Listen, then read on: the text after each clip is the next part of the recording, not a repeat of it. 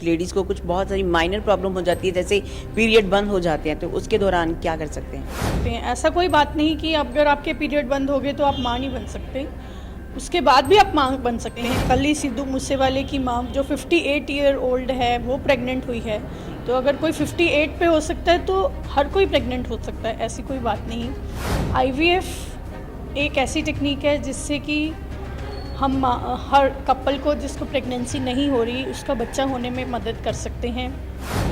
तो मैम कितनी उम्र होनी चाहिए?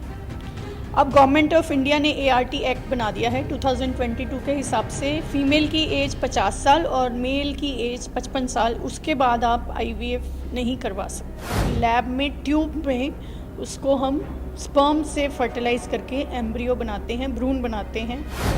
मैम एक बहुत मोस्ट इम्पोर्टेंट क्वेश्चन है कि जैसे कई औरतों को जो सोलीज होती हैं तो उनकी जो यूट्रिस होती है वो निकाल देती है, क्या वो लेडीज़ प्रेग्नेंट हो सकती हैं? अगर आपके यूट्रस में रसौली है, सिर्फ रसौली रिमूव करने से हम आपका यूट्रस यूज़ कर सकते हैं, पर अगर आपका यूट्रस ही निकाल दिया फिर आपको सरोगेसी ही यूज़ करनी पड़ेगी।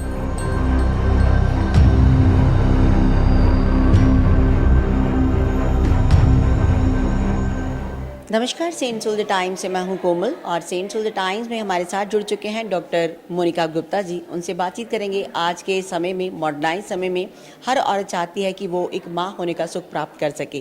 क्या वो प्रोसीजर है? आईवीएफ के बारे में जानकारी प्राप्त करते हैं। मैम बहुत बहुत स्वागत। नमस्कार, मैं doctor Monika Gupta, MD gynae and infertility specialist, PGI hospital में काम करती हूँ। आईवीएफ एक ऐसी टेक्निक है जिससे कि हम हर कपल को जिसको प्रेगनेंसी नहीं हो रही उसका बच्चा होने में मदद कर सकते हैं।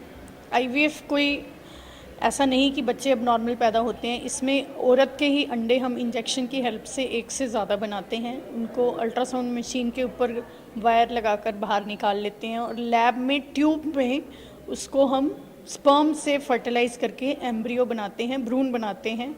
भ्रूण को हम यूट्रस में ट्रांसफ़र करते हैं और प्रेगनेंसी हो जाती है।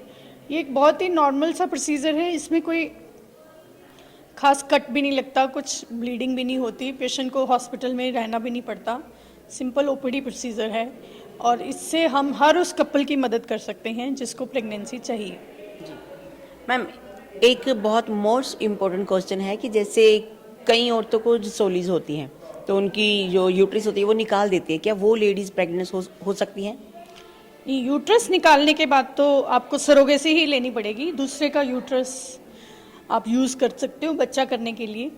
अगर आपके यूट्रस में रसौली है, सिर्फ रसौली रिमूव करने से हम आपका यूट्रस यूज़ कर सकते हैं, पर अगर आपका यूट्रस ही निकाल दिया फिर आपको सरोगेसी ही यूज़ करनी पड़ेगी। जी, तो मैम कितनी उम्र होनी चाहिए?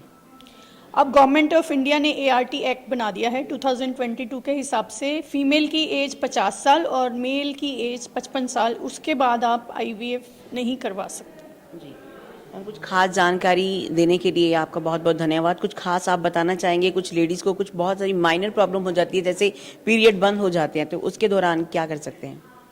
नहीं, पीरियड बंद होने के तो बहुत सारे रीज़न हैं। पहले तो इन्वेस्टिगेट किया जाए कि प्रॉब्लम कहाँ पे है, ओवरी में है कि यूट्रस में है, फिर अकॉर्डिंगली हम ट्रीट कर सकते हैं। ऐसा कोई बात नहीं कि अगर आपके पीरियड बंद हो गए तो आप माँ नहीं बन सकते, उसके बाद भी आप माँ बन सकते हैं। कल ही सिद्धू मूसेवाले की माँ जो 58 ईयर ओल्ड है वो प्रेग्नेंट हुई है, तो अगर कोई 58 पे हो सकता है तो हर कोई प्रेग्नेंट हो सकता है, ऐसी कोई बात नहीं।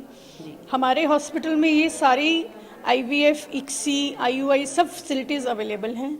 जो भी कोई कपल जिसको ज़रूरत है वो आकर इसके बारे में पूछ सकता है और इसकी सेवाएं ले सकता है। मैम जैसे डोनर की बात करते हैं, कोई वो क्या प्रोसीजर है? डोनर भी कोई बड़ी इशू नहीं है, आजकल गवर्नमेंट ने बैंक बना दिए हैं, वहाँ से आप डोनर, एनोनिमस डोनर भी ले सकते हैं, नहीं तो अपना डोनर भी ले जाके वहाँ पे उसका नाम रजिस्टर करवा दें, उसके बाद वो डोनर आपके लिए एग्स दे सकता है। आप डोनर स्पर्म्स भी ले सकते हैं, आप अपना डोनर स्पर्म में भी ला सकते हैं अपना फैमिली मेम्बर, बस उसका नाम रजिस्टर होना चाहिए, फिर आप कर सकते हैं, क्योंकि वो लीगल है, फिर वो बच्चा आपका ही होएगा।